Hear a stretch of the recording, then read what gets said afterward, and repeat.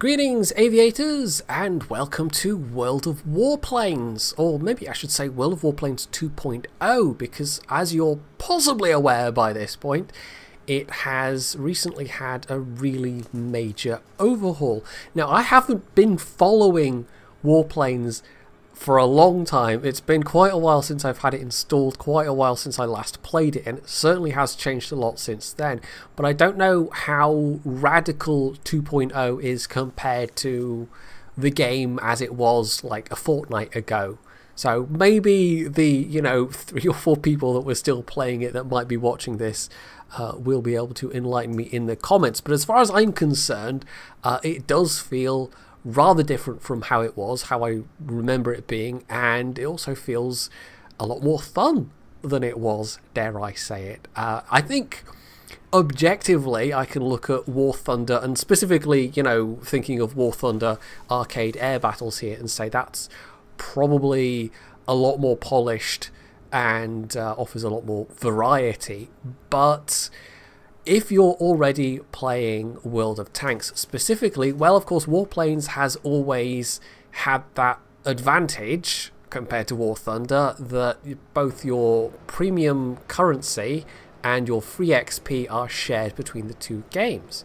And theoretically, eventually, the premium currency between warships and warplanes might also be unified at some point, but I doubt the free XP will ever be unified between warships and warplanes and tanks, because you can just gain free XP so much quicker in World of Warships. They'd have to quite radically alter the economy as far as free XP was concerned. So that's probably not going to happen, but I really do hope they at least some point unify that premium currency, because at the moment it's annoying. I've got this big huge pile of gold sitting in World of Tanks / Warplanes that I basically only ever use for buying premium time for my EU account, because that at least does carry over to warships.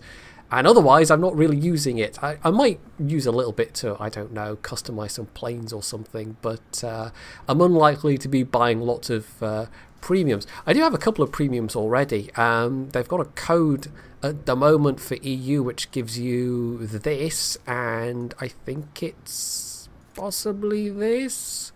I'm not sure. And I did also have some already. Let's see, the P51K. And this P39Q, and that I think I had as well. I think those were Christmas gifts one year from Wargaming while I was still a community contributor. That would have been, I don't know, like 2015 or something. They gave us a bunch of like Warplanes premiums. I don't like to maybe get us playing it a bit more. I don't know, but nobody really was at that point. And talking of 2015, this takes me back to Tankfest 2015 when Victor Kislyi was there, and we had a Q&A session, and you may remember that video. It was on Jingles' channel, and I think 1 or 2 other channels as well, where people recorded it. And one of the questions I asked was, are you done with World of Warplanes? Are you just going to throw in the towel, or are you at some point going to try and overhaul it? And the answer at the time was, no, we're not done with it yet. Yes, we are going to try and make it better. And it's, I kind of assumed at some point along the way that they just kind of gave up, but apparently not. Apparently that major overhaul was still, planned. It's just it's taken this long for it to come about, and maybe they've just spent a really long time working at it, or maybe they had a comparatively small team working at it. I don't know. But either way, it turned out Victor Kisly's promise was correct. And yes, they have made a major change. And as I said, it's rather fun now. So, as for the client itself, it seems to be missing replays. I noted a couple of things. I mean, I don't know why I'm particularly, this is probably not that interesting to a lot of people, the settings, but I seem to remember there being more settings previously. I mean, there's the important stuff, like you can change the controls, change the graphics settings, and this is on max graphics with the HD client, by the way, so I'm hoping I can at least record at 30 FPS. I'm playing it safe. Various sounds things, but there's, compared to tanks and warships, there's not that many options, and there's certainly nothing for replay. So if you're wondering why I'm using the tanks intro to this video, which probably makes no sense whatsoever, it's because there's no replays. I can't have a replay and take the HUD off it. And I don't even know if you can take the HUD off, but normally I would, you know, have the HUD off and then use whatever bit of footage I've got, but that doesn't seem possible at the moment. So here we are. I'm just completely bodged on the tanks intro instead because reasons. So I'm going to jump into a game and we'll actually see how it plays. This is a newly unlocked plane. I'd done a tiny bit of grinding previously, but not a huge amount, and I don't have a huge amount of credits. I don't really know what the economy is like at the moment. It seems like it's a hell of a lot closer to tanks than warships, but I think it always was a lot closer to tanks in terms of the grind. So it's probably, like, even with my premium account, it's probably going to be a bit grindy in terms of getting towards the higher tiers. Whereas in warships, it's really not that bad. Good luck. So, well, I say really not that bad, you know, going from tier 8 to tier 10 in warships can take a long time, but I think with the flag bonuses and everything in warships and the camo bonuses, you can move things along a lot quicker. So, we're into a game now, and this is one of the bigger changes. The primary game mode, and I've not seen any others, seems to now be based around controlling various points on the map. And it used to be you'd had various map objectives, but maps were maybe a little on the big side, and they just tended to be a massive free-for-all.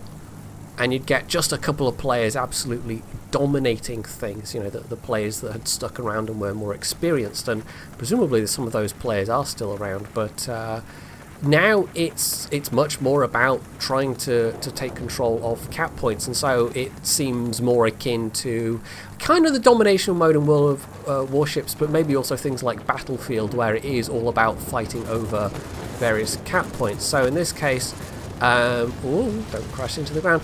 Yeah, we have to attack the neutral points at the start, and I've only got my guns, so I'm going to be doing a lot of damage. This is only a fighter after all. It doesn't come with bombs. Bombers are now in the game, by the way. So, what was I saying? Yeah, so you're attacking the neutral cap points, which then seem to instantly magically heal, and they become your cap points. And at that point you get some ticking victory score. You can actually see the victory counters at the top there. And there's a bit of a variation, so some maps have 3, some have 4. I think this is a 4-point map, yeah. And on some of them you actually get cap points or facilities, whatever, that can actually repair your plane. You don't even have to land. So that's a bit different. That's quite nice. That can keep you in the fight longer. And talking of keeping in the fight longer, well, I probably will die at some point, and you will get to see that now there are respawns. Now, it's not like War Thunder where you pick a lineup. It is just respawning in the same aircraft, and basically the more times you die, the longer the respawn counter is. There's actually essentially a weather effect as well. It tends to be later in the game that prevents more respawns, and at that point if you die you cannot respawn back in. So it's not tied to victory points or anything like that, or any kind of like how much you've done, like in War Thunder, where it's possible to jump in and not have enough points to respawn essentially. There's nothing like that, but it is possible to be able to not respawn and have to be a bit more careful later in the game. So that's all well and good. That's relatively simple. The actual flight controls, like, it doesn't give you any lead markers or anything, but it seems to be relatively intuitive. You just kind of aim more or less in front of where you think it should be. Generally speaking, it's kind of 500 meters or less where you want to be. Whoa, let's not collide with an ally. Actually, I think did some damage there. Oh, that's on my tail. Yeah, so the engagement ranges are relatively close, and oh, I can actually repair something there. It's all rather, like, once you get into those kind of dogfights, I think there's rather less, like, tactics and strategy involved than the War Thunder. It's just one great big furball, and that's fine, actually. It tends to be, like, you'll have, as we've had here, the initial taking of the points, and at that point, well, you're just vying for supremacy and trying to take points away from the enemy, and I'm absolutely fine with that. It tends more towards whoa, don't bash into me. I think it tends more towards, honestly, the likes of Blitz in terms of the pace. It's rather fast-paced, not particularly long games. Generally speaking, the games are less than 10 minutes. And I think it does vary map on map how many victory points. So some I've seen you will win with 400 victory points, and others you'll win with, I think max is like 800. I'm probably going to get shot down soon. I've got literally 2 hit points left, and this doesn't seem to be a map where I can go and get a heal. I'm not doing too badly so far. There we go, there's another kill. So this will be my first respawn. It's relatively quick, it's only about 20 seconds. And we'll jump right back in. Now, you'll maybe have noticed there, there's no, like, you just seem to be full throttle all the time, and there's no ammo count or anything like that. There is still the overheat mechanism. That was in the game before. Actually, let's respawn. No, we can only spawn from there. Okay. Sometimes it'll let you choose where to spawn from, but in this case, we're going from the starting spawn point. So yeah, the overheat mechanism is still there, but it seems to be a lot more generous than it was. And bombs also, just if you have bombs, they're on a cooldown timer to automatically come back, just like War Thunder. So that's not so different. But yeah, there's no, like, playing around with the throttle. There's no playing around with flaps or anything like that. It's pretty much just you go at it. And I think there was like a boost mechanism, and I've seen references to that, but I'm not sure where that's gone exactly. So I'm just noticing my frame rate counters just hovering above 30, so I might actually need to turn down some of the graphical settings. I don't know. This video might in place dip below 30. So yeah, it's certainly a lot more well optimized than it was, and I think it looks alright. It's not that flashy, but considering this is the HD client, the amount of space it's taking up, I'm not super impressed with the graphical fidelity, especially when the competition is War Thunder, which, well, for all its faults, is a very pretty game. Yeah, that was one of the AI planes. When you take over the points, well, even when you start off, there are kind of like neutral AI planes, and then once you take over the points, it spawns in some AI controlled planes that basically just hover around and defend. So, you know, it's a little bit of extra stuff. It's a little bit of an extra couple of targets to shoot at. So yeah, considering I'm recording this motion JPEG, I'm not particularly impressed with the fact it's only just hovering over 30.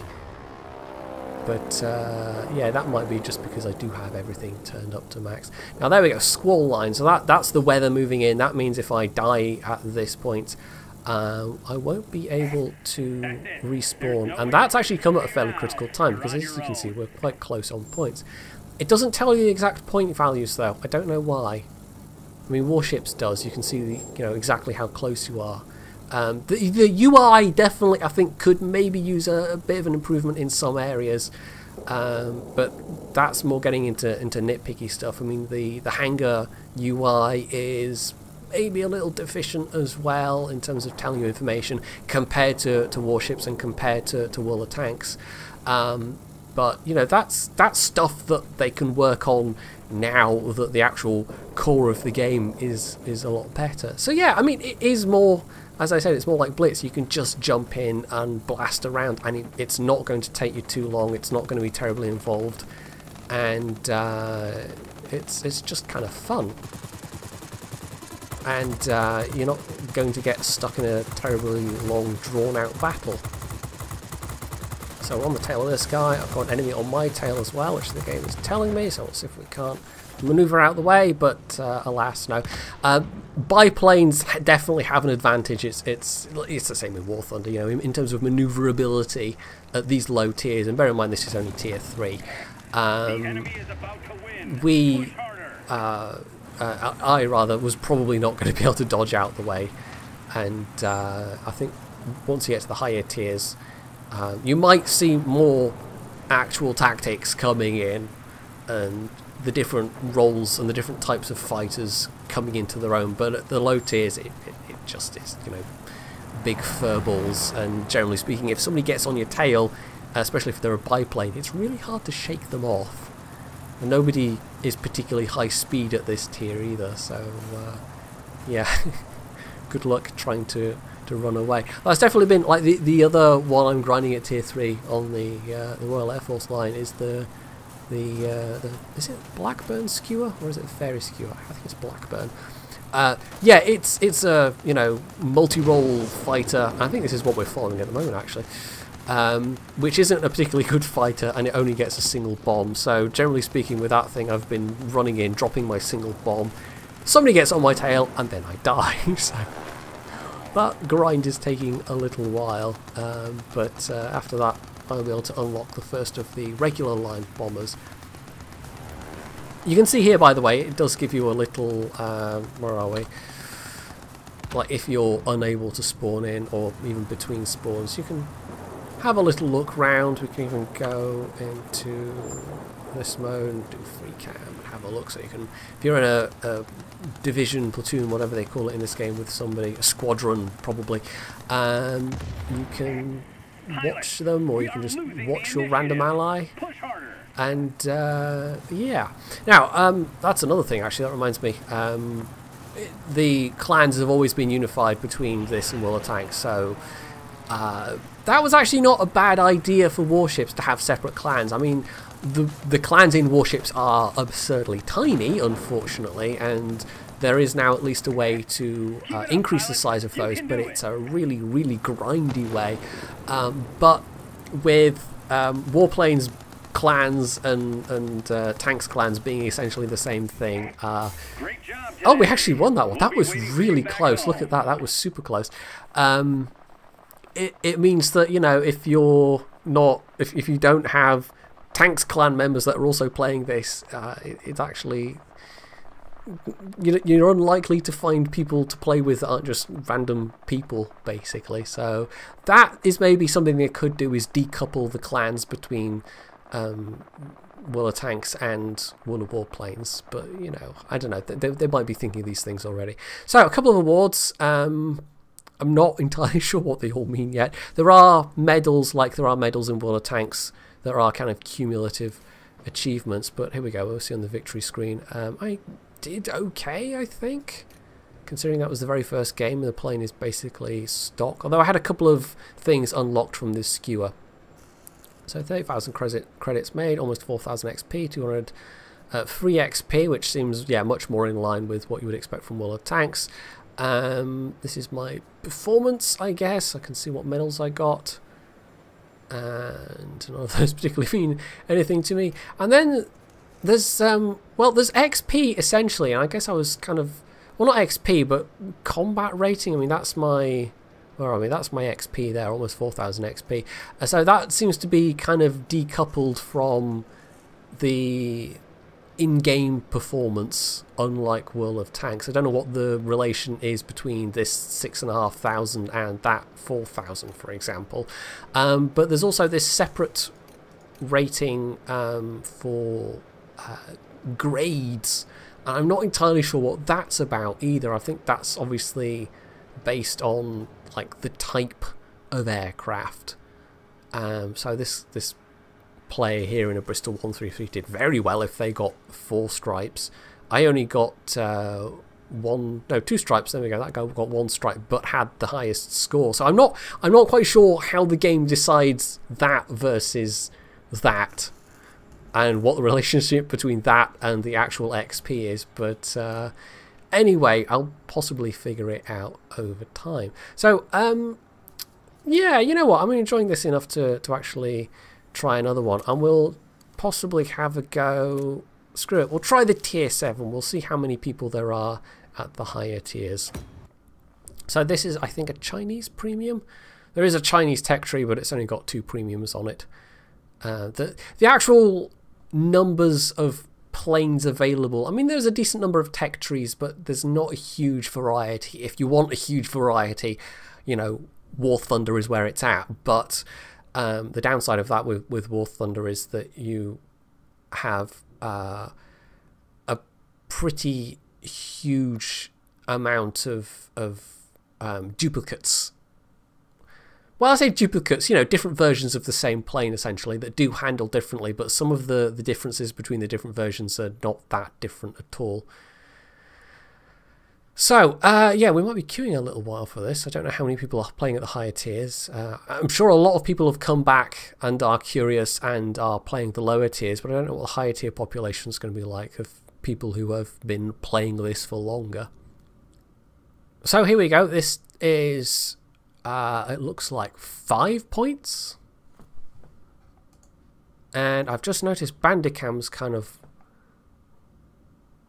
weirded out on me. So that's not actually... Yeah, okay, this is a bit peculiar. Hang on. So, in an exciting development, Bandicam... This is me recording on Audacity only at the moment. Bandicam has... I don't know. It stopped picking up that the client was there, which means that for some reason the client, when changing between scenes, essentially... it did something that Bandicam didn't like, and this is me doing client recording with Bandicam, so that's not particularly impressive, because I don't have that trouble with any of the other wargaming games, even when recording live.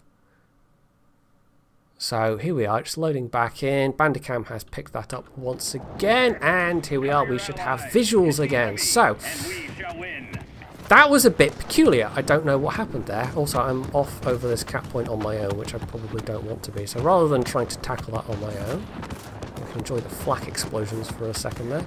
Let's go and join my allies over here. And also we can have a look at the lineup. This does seem to be tier 7 and tier 8. It seems to be +1 matchmaking. You know, that's a point in its favour compared to other wargaming games. It seems to be +1 matchmaking. It seems to be based around that. Whoop, crash. Yeah, it does tell you when you're about to smash into the ground. Right, I've lost a chunk of health already, and that's just from flak, essentially. And even here at tier 7, I don't seem to have a huge number of hit points. Which is fine. I mean, the whole thing is, like, again, a lot of people, I think, would maybe prefer War Thunder for this, but... you're not just going to get one-shotted as you can in War Thunder, where you get people doing pilot snipes. But of course, pilot snipes can be avoided. Being one-shotted is much more an issue for ground forces, I'd say, where it's entirely possible to get your entire crew knocked out, or even just get your ammo rack exploded from literally a single shot. So you'll see there, that repair symbol there means that is a cap point that planes can repair at. So if we were to be able to cap that, now I can't bring up a big mini-map for some reason. Can I make that? Make the mini-map round all bigger? No, that's as big as it'll go. But yeah, if we could cap that, that would be very, very useful. Although we actually have one already, so I could potentially go over there and heal up. So that is an option for these maps, where that is present, is that you could go and heal up potentially rather than respawn. And of course, if you don't have the ability to respawn because there's a weather event ongoing, then so I'm just trying to climb up, get some height at the moment. That at least gives you an alternative. Right, is this somebody coming on my back? No, I don't think so, but they're a bit close. Stay alert, so pilot. I can get on there. Large enemy force spotted over the airfield. Right, we seem to have a fair old bit of firepower with this plane, which is quite nice. Look at that, that's absolutely chewing them. Right, the one thing I have noticed, I mean, it tries to, like, I think the big arrow is basically the closest enemy plane, but there are times when it's a little difficult to keep track, and Have I got someone on my tail, for instance? Or is that me getting tail gunned? I think that's me getting tail gunned by this guy. Which you can do manually, by the way. That's something they've changed. If you're kind of playing with a tail gunner, it is possible. Yeah, it's sometimes a little difficult to keep track of lots of enemies around you. So if you've got a big furball of enemy planes... Oh, I didn't mean to do that. I didn't mean to do that. And of course, it being an IL anything, it just keeps flying on. Right, so we're going to have to respawn, which is fine. Can I respawn there? No. It's a bit annoying that, like, when you're trying to find out to click to respawn, that is actually just pinging the map randomly. Which is weird. You'd think it would... Like, that's one of the UI issues. It doesn't tell you necessarily that clearly if a respawn is available outside of your initial spawn area. I think if there's, like, segmented lines around the spawn area that are glowing, but I can't really tell if that means if that's your currently selected spawn area or if that is just a possible... I don't know. It's a little bit confusing. It's one of those things where it could be clearer. It also would be nice to just get more information. There is an alt mode at the moment, and it was like this in Warships for a while as well, where you had to hold down the alt key and then somebody modded, or probably various people modded it so that was like, you know, the permanent mode. But at the moment it's only if you get close enough and if you press X to kind of select the plane that you want, that will give you the additional information. Yeah, the frame rate's definitely struggling a bit when I'm pulling those kind of hard turns. So I think if I do future recordings, it is going to have to be with some of the graphics settings turned down from, you know, the highest. But this is, yeah, this is not bad though. And the sound's a lot better as well, actually. That's another thing. It always did sound completely weedy, and it still doesn't sound as good as War Thunder, but it sounds a lot better than it did. And that hit indicator, you know, that's quite nice, because you don't really get much of a visual indicator that you've hit things, so it really is just an audio indicator, which actually might not be so bad, so good rather, if you are hard of hearing.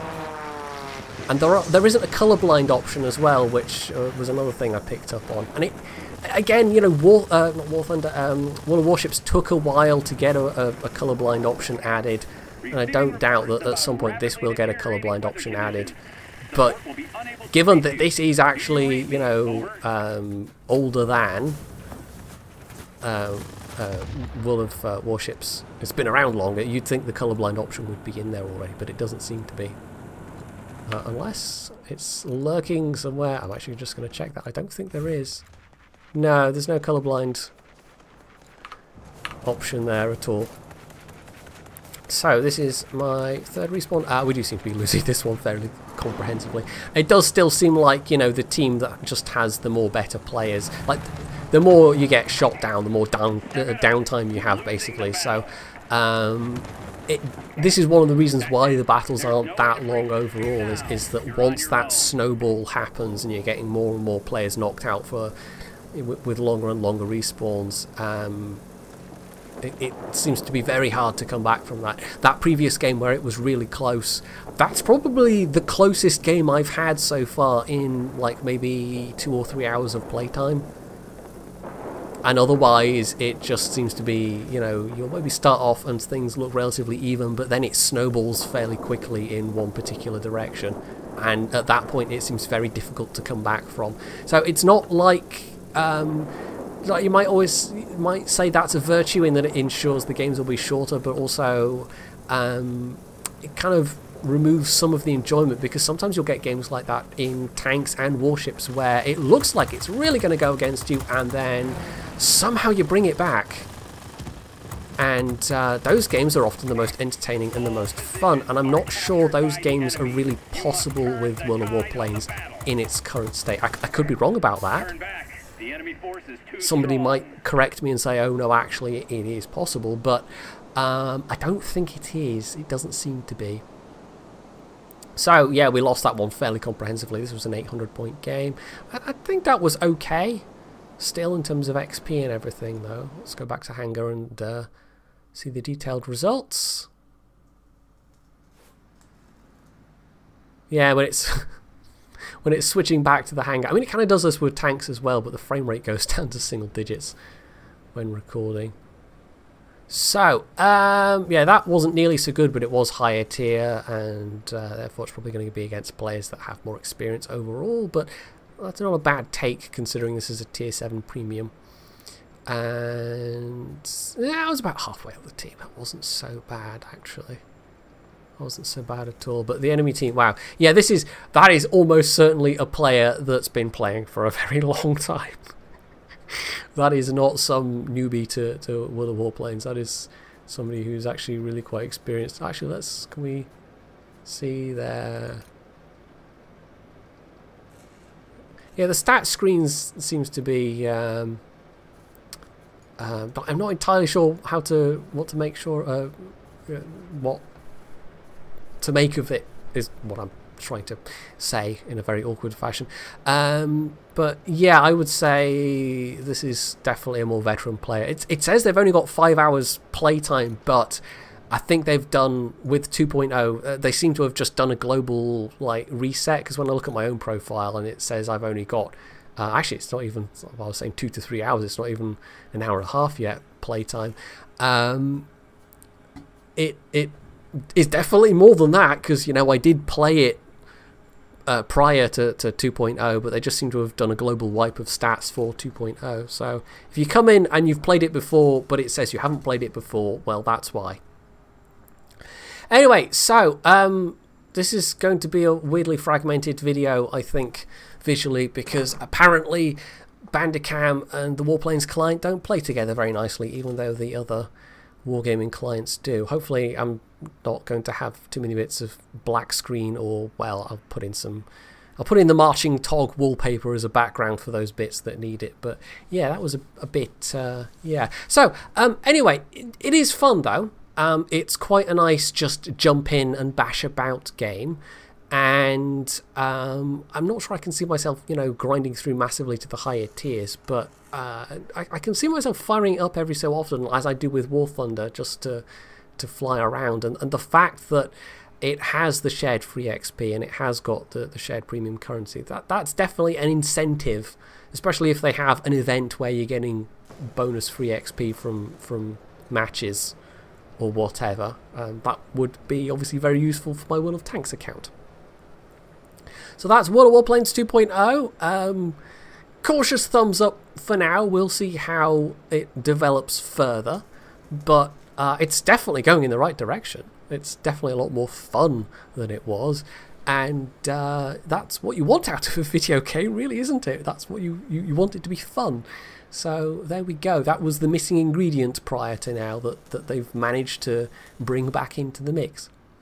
So hopefully you found this video entertaining and useful, and if you did, you can leave in the comments below. You can hit the like button, you can sub to my channel if you haven't already, and as always, stay tuned for more.